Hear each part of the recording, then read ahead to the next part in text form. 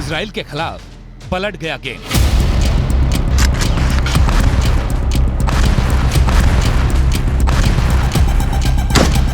Iran का खूंखार दस्ता लेबनान रवाना।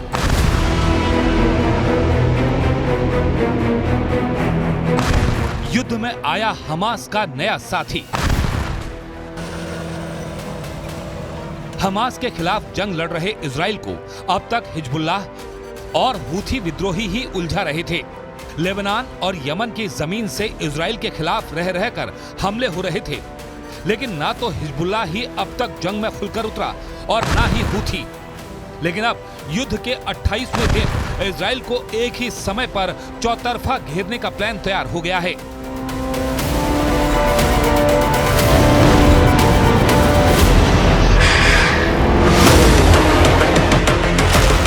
इराक में मौजूद ईरान समर्थित लड़ाकों ने युद्ध में उतरने का ऐलान कर दिया है। सीरिया में सक्रिय ईरानी समर्थित मिलिशिया ग्रुप इमाम हुसैन ब्रिगेड ने भी जंग के लिए लेबनान कूच करने का ऐलान कर दिया है। यानी अब यह साफ हो चुका है कि ईरान अब हमास को इजराइल के खिलाफ युद्ध में अकेला नहीं छोड़ने वाला। ईरान समर्थित लड़ाकों के सीरिया और इराक से कूच करने के बाद युद्ध में कैसे नया मोड़ आने वाला है, अब जरा वो समझिए।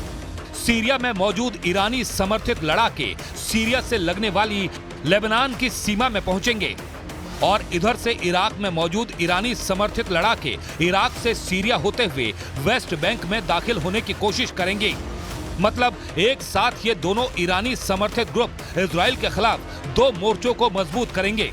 युद्ध के मैदान में इस बड़े डेवलपमेंट के बाद ईरान भी अब पूरी तरह एक्टिव हो गया है।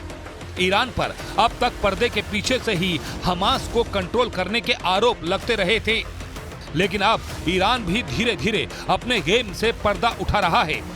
गुरुवार को ईरान के विदेश मंत्री ने बयान जारी कर कहा, मैंने हमास के पॉलिटिकल ब्यूरो के प्रमुख से फोन पर बात की। बातचीत में गाजा और वेस्ट बैंक में बने हालात पर चर्चा हुई। इन सब के बीच अमेरिकी खुफिया एजेंसी की रिपोर्ट ने भी नेतन्याहू की चिंता बढ़ा दी है। अमेरिकी खुफिया रिपोर्ट में कहा गया है कि सीरिया की बशर सरकार हिजबुल्लाह की मदद की तैयारी कर रही है। सीरिया की सरकार हिजबुल्लाह को रूस की मिसाइल डिफेंस सिस्टम भेजने को तैयार हो गई है। सीरिया ये मिसाइल सिस्टम रूस की वैगनर ग्रुप के जरिए हिजबुल्लाह तक पहुंचाएगा। हालांकि अरब देशों के खिलाफ सालों पहले युद्ध लड़ चुके इजराइल के लिए ये स्थिति नई नहीं है।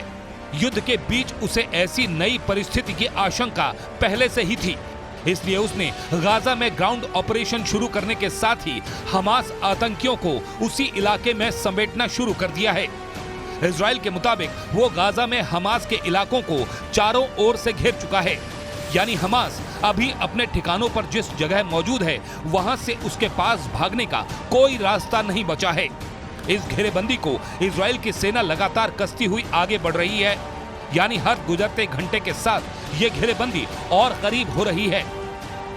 לוחמי צה"ל השלימו את כיתור העיר עזה, המוקד של ארגון הטרור חמאס.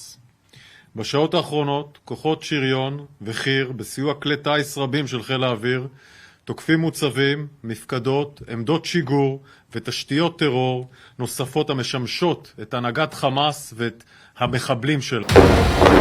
मतलब साफ है, तैयारी दोनों ओर मुकम्मल है। ईरान हमास को हारने नहीं देना चाहता और इजराइल हमास को मिटाने की सौगंध ले चुका है।